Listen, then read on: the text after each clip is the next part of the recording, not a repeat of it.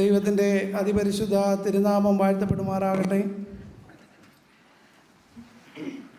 ഈ വിശുദ്ധ ദിവസത്തെ തിരുവചന ധ്യാനത്തിനായി ഇന്ന് ഏവൻഗേലിയോൻ ഭാഗമായിട്ട് വായിച്ച വേദഭാഗം gospel according to saint Matthew chapter 10 verse 16 through 23, particularly verse 16. ചെന്നായ്ക്കളുടെ നടുവിൽ ആടിനെ പോലെ ഞാൻ നിങ്ങളെ അയക്കുന്നു. ആകയാൽ പാമ്പിനെ പോലെ ബുദ്ധിയുള്ളവരും പ്രാവിനെ പോലെ കളങ്കമില്ലാത്തവരും ആയിരിപ്പിൻ. Behold, I am sending you out as sheep in the midst of wolves. So be wise as serpents and innocent as doves. The famous theologian Emil Brunner, he once wrote, "The church exists by mission, just as fire exists by burning." തീക്ക് എങ്ങനെയാണ് അത് എരിയുന്നത്, അതുപോലെ തന്നെയാണ് ആ ചൂട് കൊണ്ട് അത് എരിയുന്നത്, അതുപോലെ തന്നെയാണ് ചർച്ചിന് മിഷൻ എന്ന് പറയുന്നത്. മിഷൻ ഒഴിച്ച് അല്ലെ മിഷൻ കൂടാതെ ചർച്ച് എന്ന് പറയുന്നതിനെക്കുറിച്ച് നമുക്ക് ചിന്തിക്കാൻ പോലും സാധ്യമല്ല. So today we set apart this particular Sunday as Mission Sunday, and we are going to meditate upon a special theme, that is Christian mission, be Christ-like. ക്രിസ്തു സാന്നിധ്യമാകേണ്ട ക്രൈസ്തവ ദൗത്യം എന്നുള്ളതാണ് നമ്മളിന്ന് ധ്യാനിക്കുന്ന വിഷയം. ഈ മിഷനെക്കുറിച്ച് ഒരുപാട് കാര്യങ്ങൾ പറയുന്നതിലും നല്ലത് നമ്മുടെ ജീവിതത്തിൽ നാം ആയിരിക്കുന്ന ഇടങ്ങളിൽ നമ്മുടെ ജീവിതം കൊണ്ട് ഒരു മിഷണറി ആകുക എന്നുള്ളതാണ്. നമ്മളിന്ന് പലതും ദൈവസന്നിധിയിൽ സമർപ്പിക്കുന്നല്ലോ, എന്നാൽ ആയുസ്സിൻ്റെ ദശാംശം അത് എത്ര പേര് സമർപ്പിക്കുന്നു? നാം ദശാംശമൊക്കെ സമർപ്പിക്കുന്നവരുണ്ട്, കൃത്യമായി ദൈവരാജ്യ കാഴ്ചപ്പാടോടി പ്രവർത്തിക്കുന്നവരുണ്ട്. എന്നാൽ വാട്ട് അബൌട്ട് അവർ ലൈഫ്? നമ്മുടെ ജീവിതത്തിൻ്റെ ഒരു ദശാംശം അത് ദൈവസന്നിധിയിൽ ദൈവരാജ്യത്തിൻ്റെ കെട്ടുപണിക്ക് വേണ്ടി നാം സമർപ്പിക്കുന്നവരായി തീരേണ്ടത് വളരെ ആവശ്യമാണ്. അതുകൊണ്ട് മിഷൻ പലപ്പോഴും വാക്കുകളിൽ ഒതുക്കേണ്ട ഒന്നല്ല, മറിച്ച് അത് പ്രവൃത്തിപഥത്തിൽ കൊണ്ടുവരേണ്ടതാണ്. അതുകൊണ്ട് നമ്മുടെ ജീവിതത്തിൽ മിഷനെക്കുറിച്ച് വാതോരാതെ നമുക്ക് സംസാരിക്കാനായിട്ട് സാധിക്കും. എന്നാൽ അതെങ്ങനെ പ്രവൃത്തിപഥത്തിൽ കൊണ്ടുവരാനായിട്ട് സാധിക്കും എന്നുള്ളതിനെക്കുറിച്ച് നാം ചിന്തിക്കേണ്ടത് ആവശ്യമാണ്. നമുക്കറിയാം, the word became flesh and dwelt among us. നമ്മുടെ വാക്കുകളും ഒരു സ്പിരിച്വൽ എംബോഡിമെൻറ്റ്, ജഡധാരണം നടത്തുമ്പോഴാണ് അത് അർത്ഥപൂർണമായിട്ട് മാറുന്നത്. ഇവിടെ കർത്താവ് ഈ മിഷനുമായിട്ടുള്ള ബന്ധത്തിൽ കർത്താവ് പറയുന്നുണ്ട്, ചെന്നായ്ക്കളുടെ നടുവിൽ ആടിനെ പോലെ ഞാൻ നിങ്ങളെ അയക്കുന്നു. ആകയാൽ പാമ്പിനെ പോലെ ബുദ്ധിയുള്ളവരും പ്രാവിനെ പോലെ കളങ്കമില്ലാത്തവരും ആയിരിപ്പിൻ. ഇവിടെ ഉപയോഗിക്കുന്നത് ചില മൃഗങ്ങളെയാണ് മെറ്റഫർസായിട്ട് ഉപയോഗിച്ചിരിക്കുന്നത്. നമുക്കറിയാം, ഇവിടെ സൂക്ഷിക്കാൻ പറയുന്നത് മനുഷ്യരെയാണ്. അതുകൊണ്ട് എല്ലായ്പ്പോഴും ക്രിസ്തീയ സഭയ്ക്ക് പ്രയാസവും ബുദ്ധിമുട്ടുകളും ഒക്കെ വരുന്നത് നമ്മളെപ്പോലുള്ള മനുഷ്യവർഗങ്ങളുടെ ഇടയിൽ നിന്നാണ്. അതുകൊണ്ട് കർത്താവ് അവർക്ക് പഠിക്കാൻ മൃഗങ്ങളിൽ നിന്ന് ചില മെറ്റഫർസ് ഉപയോഗിക്കുകയാണ്. പലപ്പോഴായിട്ട് വിശുദ്ധ വേദപുസ്തകത്തിൽ നമ്മൾ കടന്നു പോകുമ്പോൾ ചില മൃഗങ്ങളെയൊക്കെ പല മെറ്റഫർസായിട്ട് ഉപയോഗിച്ചിരിക്കുന്നതായിട്ട് നമുക്ക് കാണാനായിട്ട് സാധിക്കുന്നുണ്ട്. ഇവിടെ ഉപയോഗിക്കുന്ന ചില മൃഗങ്ങളാണ് ഒന്ന് sheep. So it indicates dependence and vulnerability, because you are a vulnerable creature. So it indicates defenseless animals and dependent on their shepherd for protection and guidance. അപ്പോൾ ദൈവിക വിശ്വാസികളായി അല്ലെ മിഷൻ പ്രവർത്തകരായി നാം ജീവിക്കുമ്പോൾ നാം എത്രയോ വൾണറബിൾ ആണ് എന്ന് ഈ മെറ്റഫേഴ്സ് നമ്മളെ പഠിപ്പിക്കുകയാണ്. നമ്മുടെ ഗുഡ് ഷെപ്പേർഡ് യേശു കർത്താവ് തൻ്റെ ജീവൻ നൽകിയത് നമ്മളെ സംരക്ഷിക്കുന്നതിന് വേണ്ടിയാണ്, നമ്മളോടുള്ള അതിയായ സ്നേഹം നിമിത്തമാണ്. നാം എത്രയോ വൾണറബിൾ പീപ്പിളാണ് എന്നുള്ള ഒരു ചിന്ത എപ്പോഴും നമുക്കുണ്ടായിരിക്കണം. So we are ordinary and weak. കർത്താവിൻ്റെ ശിഷ്യന്മാരും വലിയ ശ്രേഷ്ഠതയുള്ളവരൊന്നും അല്ലായിരുന്നു. പക്ഷേ അവരുടെ പ്രത്യേകത, അവർ ഉപ്പായി മാറി, അവർ വെളിച്ചമായി മാറി. ഇന്നും ക്രൈസ്തവർ, if you are ready to become salt and light. Salt എന്ന് പറയുന്നത് അതിൻ്റെ രുചിയിൽ കൂടെയാണ്, കൂടുതൽ പറയുന്നതിലല്ല. ലൈറ്റ് എന്ന് പറയുന്നത് ആ വെളിച്ചം കാണുന്നതിലൂടെയാണ്. അതുകൊണ്ട് ജീവിക്കുന്ന സാഹചര്യങ്ങളിൽ ഉപ്പാകുക, വെളിച്ചമാകുക എന്നാണ് നമ്മളിലുള്ള ദൈവിക ദൗത്യം. ശിഷ്യന്മാരും they were ordinary and weak but turned the world upside down.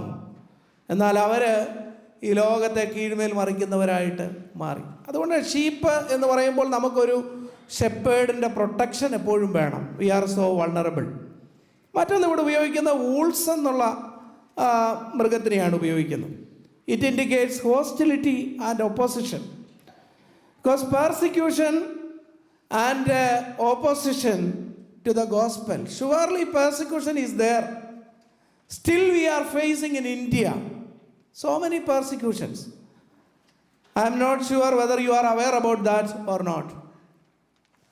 നമ്മുടെ നോർത്ത് ഇന്ത്യയിലെ ഛത്തീസ്ഗഡിൽ തുർഗ എന്ന് പറയുന്ന റെയിൽവേ സ്റ്റേഷനിൽ നിന്ന് 2 കന്യാസ്ത്രീമാരെ മനുഷ്യക്കടത്തിൻ്റെയും മതപരിവർത്തനത്തിൻ്റെയും കള്ളക്കഥകൾ ഉണ്ടാക്കി അവരെ അറസ്റ്റ് ചെയ്ത് ജയിലിലടച്ചു. ഇന്ന് ഇന്ത്യയുടെ വിവിധ സംസ്ഥാനങ്ങളിലൊക്കെ സുവിശേഷം അറിയിക്കുന്നതിന് ഒരുപാട് തടസ്സങ്ങൾ നേരിടുന്ന ഒരു കാലഘട്ടത്തിലാണ്. ഇന്ത്യയിൽ മാത്രമല്ല, ലോകത്തെമ്പാടും ഒരു യഥാർത്ഥ ക്രൈസ്തവ ദൗത്യം നിർവഹിക്കുന്നതിന് ഒരുപാട് പെർസിക്യൂഷൻസ് ഉണ്ടാകുന്ന ഒരു സന്ദർഭത്തിലാണ് നമ്മൾ ജീവിക്കുന്നത്.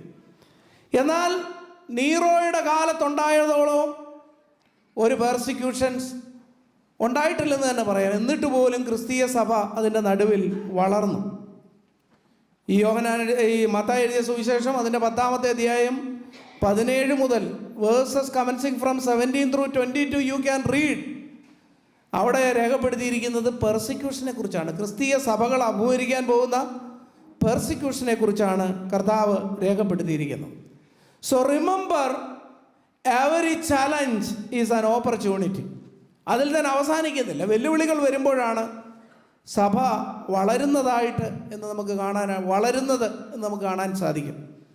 കർത്താവിൻ്റെ സ്നേഹത്തിനൊരു വല്ലാത്ത പവറുണ്ട് പ്രിയപ്പെട്ടവരെ. പ്രവർത്തിക്കുന്നവരുടെ ശക്തിയോ അവരുടെ ശ്രേഷ്ഠതയോ ചർച്ചിൻ്റെ മഹിമയോ ഒന്നുമല്ല. Christ love of Christ has its own power. The Holy Spirit will transform every creation. എല്ലാ സൃഷ്ടികളെയും രൂപാന്തരപ്പെടുന്ന ദൈവത്തിൻ്റെ പരിശുദ്ധാത്മാവിൻ്റെ വലിയൊരു ശക്തിയുണ്ട്. ആ സ്നേഹം മനുഷ്യ മനസ്സുകളെ കീഴ്പ്പെടുത്തും. ആര് തല്ലിക്കെടുത്താൻ നോക്കിയാലും അത് സാധ്യമല്ല. നമുക്കറിയാം, ഇന്ത്യയിൽ തന്നെ നമുക്ക് നടന്നിട്ടുള്ള ഒരു സംഭവം അറിയാം. ഓസ്ട്രേലിയൻ മിഷണറിയായ ഗ്രഹാം സ്റ്റെയിൻസിനെയും അദ്ദേഹത്തിൻ്റെ മക്കൾ ഫിലിപ്പിനെയും തീമോത്തിയെയും, ഞാൻ ഈ ചില ഉദാഹരണങ്ങൾ പറയുമ്പോൾ ചിലപ്പോൾ യങ്സ്റ്റേഴ്സിന് I think that they may not be familiar about that. So when I say these names, you just Google it, or if you get a time and you just try to learn what was the incident happened. പറയാനുള്ള ഒരു സൗകര്യത്തിന് ഞാനൊരു ഭാഷയിൽ അങ്ങ് പറയുന്നതേ ഉള്ളൂ. അപ്പോൾ Australian missionary Graham സ്റ്റെയിൻസിനെയും അദ്ദേഹത്തിൻ്റെ 10ഉം 6ഉം വയസ്സുള്ള ഫിലിപ്പ് തീമത്തി 2 കുട്ടികളെയും ബജറംഗ് ദൾ പ്രവർത്തകർ തന്നെയാണ് കാറിലിട്ട് ചുട്ടുകരിച്ചത്. അത് സുവിശേഷത്തെ തളർത്തിയോ? ഇല്ല, സുവിശേഷം വ്യാപിച്ചു. അതേ ബജറംഗ് ദൾ പ്രവർത്തകരാണ് ഈ കന്യാസ്ത്രീമാരെ അറസ്റ്റ് ചെയ്യുന്നത്. So persecutions are always there. It is good. നമുക്കറിയാം, ഞങ്ങളൊക്കെ മിഷൻ ഫീൽഡിൽ പ്രവർത്തിച്ച സന്ദർഭങ്ങളിൽ ഒരുപാട് എതിർപ്പുകളുണ്ടായിട്ട് പോലീസ് സ്റ്റേഷനിൽ കയറിയിട്ടുണ്ട്. നമ്മളുടെ പേരൊക്കെ പത്രത്തിൽ അച്ചടിച്ച് വന്നിട്ടുണ്ട്. നമ്മൾ പള്ളി പണിയാൻ പോകുന്നു, മതപരിവർത്തനം നടത്താൻ പോകുന്നു എന്ന് പറഞ്ഞ് നമുക്കെതിരെ കേസും അനുഭവങ്ങളും ഒക്കെ പ്രയാസങ്ങളും ഒക്കെ വന്നിട്ടുണ്ട്. പക്ഷേ ചർച്ച ഏതാണ്ട് ക്ഷയിച്ചു പോയോ? ഇല്ല. എവിടെ പ്രതിസന്ധികൾ ഉണ്ടാകുന്നുണ്ടോ അവിടെ തീർച്ചയായിട്ടും ചർച്ച് വളരുക തന്നെ ചെയ്യും. Challenge is an opportunity. So wools, it indicates hostility and opposition. Still, the Christian churches are facing oppositions and persecutions. Serpents എന്ന് പറയുന്നുണ്ട്, മറ്റ് പിന്നീട് പറയുന്നു. സർപ്പൻറ്റ്, പാമ്പിനെ പോലെ ബുദ്ധിയുള്ളവർ. It indicates wisdom and discernment. It represents carefulness, strategy and discernment. That means we have to understand culture, context and heart of people. ഇപ്പോൾ US-ൽ ദൈവവചനം ശുശ്രൂഷിക്കുമ്പോൾ അല്ലെങ്കിൽ മിഷൻ ചെയ്യുമ്പോൾ it has its own culture. Cultural differences are there and contextual differences are there and the hearts of the people are totally different. When I served in Andhra Pradesh, their culture is totally different. It was totally different. And when we serve in Kerala or other state of India, the cultural and contextual situations are totally different. അപ്പോൾ ഓരോ സാഹചര്യങ്ങൾക്ക് അനുസരിച്ച് നിങ്ങൾക്ക് ബുദ്ധിയും ഡിസേൺമെൻറ്റും ഉണ്ടായിരിക്കണമെന്നാണ് ഈ serpent എന്ന് പറയുന്ന പാമ്പിനെ പോലെ എന്ന് രേഖപ്പെടുത്തിയിരിക്കുന്നത്. Strategy and discernment. When we go through the scripture, Acts chapter 17, അപ്പോസ്തലനായ പൗലോസ് ഏഥൻസിൽ നടത്തുന്ന പ്രസംഗം നമുക്കറിയാം. ടു ദി അൺനോൺ ഗോഡ് എന്ന് എഴുതപ്പെട്ടിരിക്കുന്ന ഒരെഴുത്ത് കണ്ടിട്ട് പൗലോസ് പറയുകയാണ്, I am going to speak about this unknown god who sacrifice his life for the redemption of sinners. അവിടെ എഴുതി വച്ചിരിക്കുന്നു അജ്ഞാത ദേവന്. ആ രാജ്യത്ത് എഴുതി വച്ചിരിക്കുന്ന ആ കോണ്ടെക്സ്റ്റിൽ നിന്നുകൊണ്ടാണ് പൗലോസ് സുവിശേഷം അറിയിക്കാനായിട്ട് ശ്രമിക്കുന്നത്.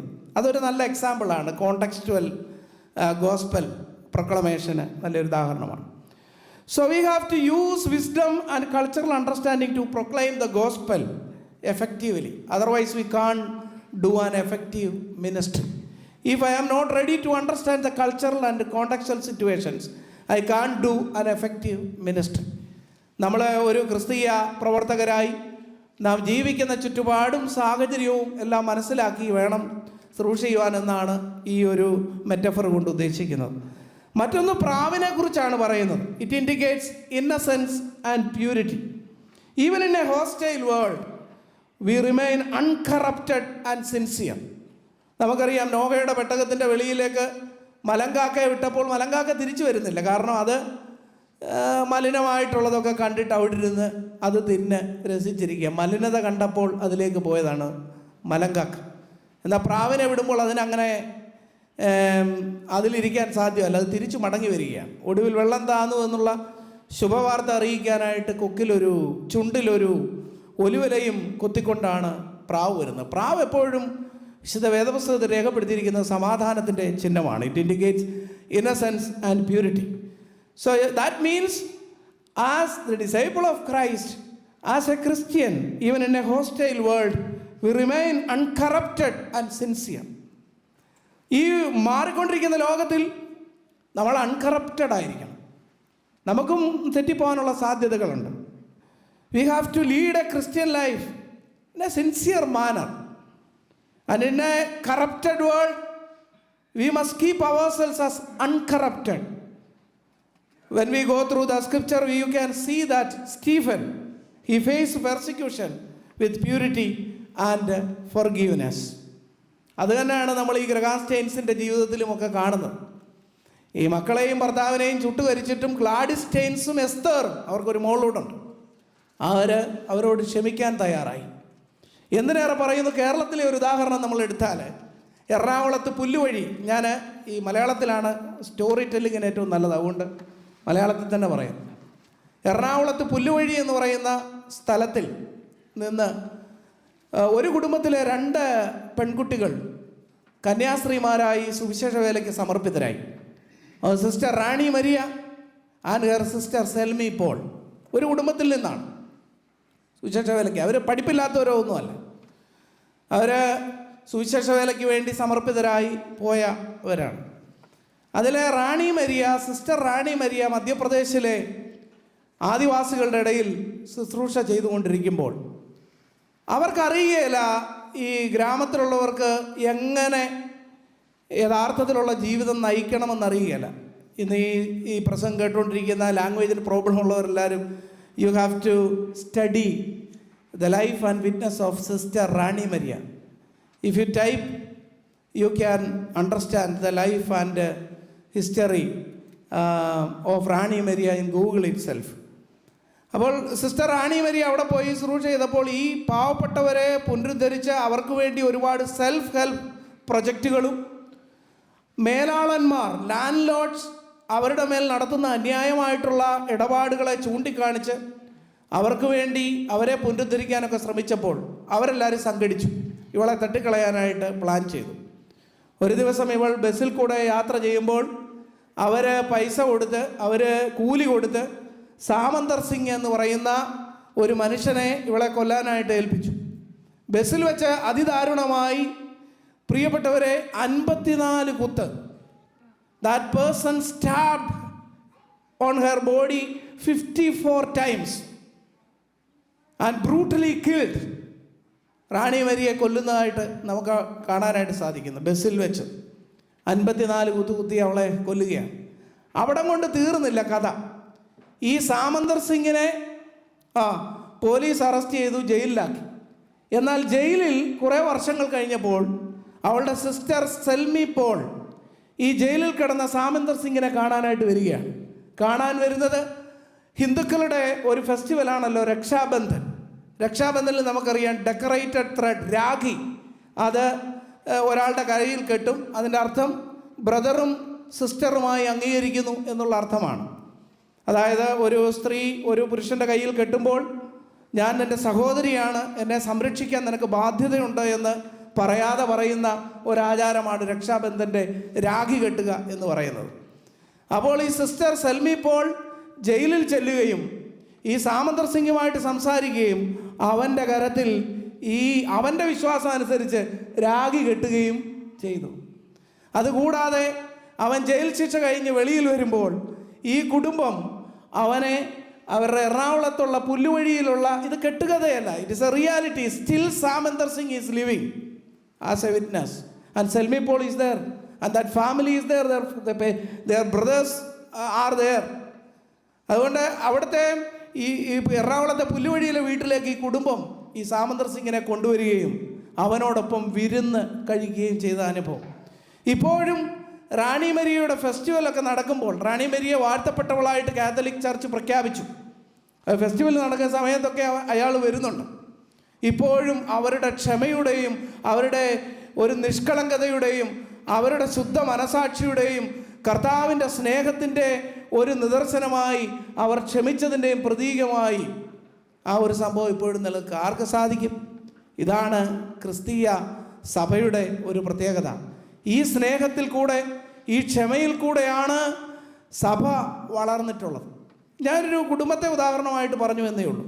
പ്രിയപ്പെട്ടവരെ, ഞാൻ ശുശ്രൂഷ ചെയ്ത ആന്ധ്രാപ്രദേശ് ഒരു 46 years before, a man, he studied MBBS in Kottayam Medical College and completed his MBBS. ഡോക്ടറായിട്ട് പഠിച്ച് പഠനം പൂർത്തീകരിച്ച ഒരു മനുഷ്യൻ. നിങ്ങൾക്കറിയാം, ഒരു 46 വർഷം മുമ്പ് കേരളത്തിൽ MBBS പൂർത്തീകരിച്ചാൽ അദ്ദേഹത്തിൻ്റെ ഭാവി എന്താണ്, അദ്ദേഹം അതുകൊണ്ട് നേടിയെടുക്കാൻ കഴിയുന്ന സാമൂഹികപരമായിട്ടുള്ള സാമ്പത്തികപരമായിട്ടുള്ള നേട്ടങ്ങൾ എന്തൊക്കെയാണെന്ന് നിങ്ങൾക്കറിയാം. എന്നാൽ ഈ മനുഷ്യൻ പഠിച്ചുകൊണ്ടിരുന്നപ്പോൾ അവരും കൂടെയുള്ള 4 ചെറുപ്പക്കാരൂടി നോർത്ത് ഇന്ത്യയിലേക്ക് പോയി മിഷൻ പ്രവർത്തനം ചെയ്യാൻ. അവിടെ സിഹോറയ്ക്ക് അടുത്ത് കട്നി എന്ന് പറയുന്ന സ്ഥലത്ത് അവർ ആദ്യമായിട്ടൊരു ഹോസ്പിറ്റൽ സ്റ്റാർട്ട് ചെയ്തു. പക്ഷേ അത് അത്ര സക്സസ് ആയിരുന്നില്ല. തുടർന്ന് അവർ സൗത്ത് ഇന്ത്യയിലേക്ക് വന്നു, ചാകലമാരി കേന്ദ്രമാക്കി ഒരു ഹോസ്പിറ്റൽ സ്റ്റാർട്ട് ചെയ്തു. കുറേ വർഷങ്ങൾ കഴിഞ്ഞപ്പോൾ ആ 3 പേരും തിരിച്ചു പോയി. ആ ഒരു വ്യക്തി മാത്രം അവിടെ നിന്നു. അദ്ദേഹം തുടർന്നൊരു ഡോക്ടറിനെ, ഒരു അച്ഛൻ്റെ മോളെ, ഒരു CSIയിലെ അച്ഛൻ്റെ മകളെ വിവാഹം കഴിക്കുകയും അവർ കുടുംബമായി അവിടെ ശുശ്രൂഷ ചെയ്യുകയും വൈകുന്നേരങ്ങളിൽ അവർ അടുത്തുള്ള വില്ലേജുകളിൽ പോയി ചെതറിപ്പാർത്തിരുന്ന ഇടയനില്ലാത്ത ജനങ്ങളെ ഒരുമിച്ച് കൂട്ടി പ്രാർത്ഥിക്കുകയും ഒക്കെ ചെയ്തതിൻ്റെ ഫലമായി ആ പ്രാർത്ഥിച്ച ഇടങ്ങളിലെല്ലാം ഓരോ ചർച്ച് വന്നു. ചർച്ച് വന്നപ്പോൾ അദ്ദേഹം തൻ്റെ ബാല്യകാല സുഹൃത്തായ തിരുമേനി ബർണബാസ് തിരുമേനിയോട് അറിയിച്ചു. അങ്ങനെ അവിടെ മാർത്തോമാ സഭ ആദ്യമായിട്ട് എൻട്രി ചെയ്തു.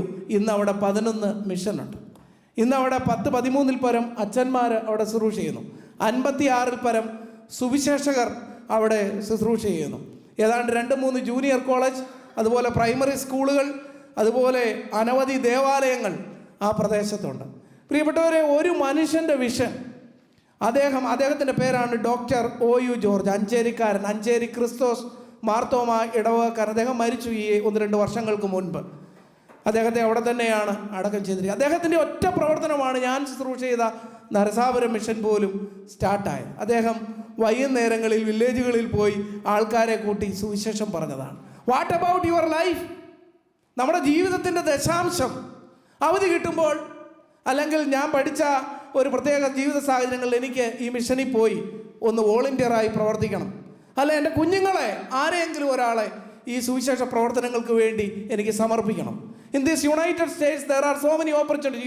Your children need not to go to India or Kerala to complete their BD studies. They can study here, no problem. അതിനുള്ള ഓപ്പർച്യൂണിറ്റീസ് ഒക്കെ ഇന്ന് നമ്മുടെ സഭയിലുണ്ട്. വന്ന് വരുമ്പോൾ we can understand the cultural and context and we can serve here. അതാണ് mission. 50 വർഷം പൂർത്തീകരിക്കാൻ പോവുകയാണ് നമ്മുടെ ഇടവക. ഒരാളിനെയെങ്കിലും ഈ സുവിശേഷ പ്രവർത്തനത്തിന് വേണ്ടി പ്രാർത്ഥിച്ചു വിടാൻ നമുക്ക് സാധ്യമാകുമോ? നമ്മുടെ വാക്കുകളിൽ പറയാൻ എളുപ്പമാണ്. We can arrange gathering and we can give something, but are you ready to partake in these mission activities with a sincere dedication and commitment while submitting ourselves for this mission? ഒന്ന് ശാന്തമായിട്ട് നമ്മളൊന്ന് ആലോചിക്കുകയും പ്രാർത്ഥിക്കുകയും ചെയ്യണം. പ്രിയപ്പെട്ടവരെ, പ്രാർത്ഥന വലിയൊരു പവറാണ്. നമ്മുടെ പ്രാർത്ഥനയിൽ, കുടുംബ പ്രാർത്ഥനയിലൊക്കെ ഈ മിഷനെ ഓർത്ത് പ്രത്യേകമായിട്ട് പ്രാർത്ഥിക്കണം. ലോകസഭകളെ ഓർത്ത് പ്രാർത്ഥിക്കണം. വേദനപ്പെടുന്നവരെ ഓർത്ത് പ്രാർത്ഥിക്കണം. കർത്താവിൻ്റെ സഭ വളരേണ്ടതിനായിട്ട് പ്രാർത്ഥിക്കണം. ദൈവത്തിൻ്റെ സ്നേഹമാണ് മറ്റുള്ളവരെ രൂപാന്തരപ്പെടുത്തുന്നത്, അല്ലാതെ എന്തെങ്കിലും ഒരു മതപരിവർത്തനം ആരെയും നിർബന്ധിച്ച്, ഇപ്പം എൻ്റെ ശുശ്രൂഷയിൽ തന്നെ ഞങ്ങൾ ആരെയും നിർബന്ധിച്ച് ആരെയും നമ്മൾ ക്രിസ്തീയ സഭയിലേക്ക് ചേർക്കുന്നില്ല. മറിച്ച് ഈ സ്നേഹം വല്ലാതെ അട്രാക്റ്റ് ചെയ്യുമ്പോൾ അവർ തന്നെ വന്ന് ഈ സ്നേഹത്തണലിലേക്ക് വരും. അതാണ് കർത്താവിൻ്റെ സ്നേഹത്തിൻ്റെ പ്രത്യേകത. ആ സ്നേഹത്തിന് വേണ്ടി പ്രവർത്തിക്കുവാനും പ്രാർത്ഥിക്കുവാനും ദൈവം തമ്പുരാൻ നമ്മളെ സഹായിക്കട്ടെ എന്ന് പ്രാർത്ഥിക്കുന്നു. ഇപ്പോൾ മിസ്റ്റർ കുരുവിള തോമസ് പ്രാർത്ഥനയ്ക്ക് നേതൃത്വം നൽകും.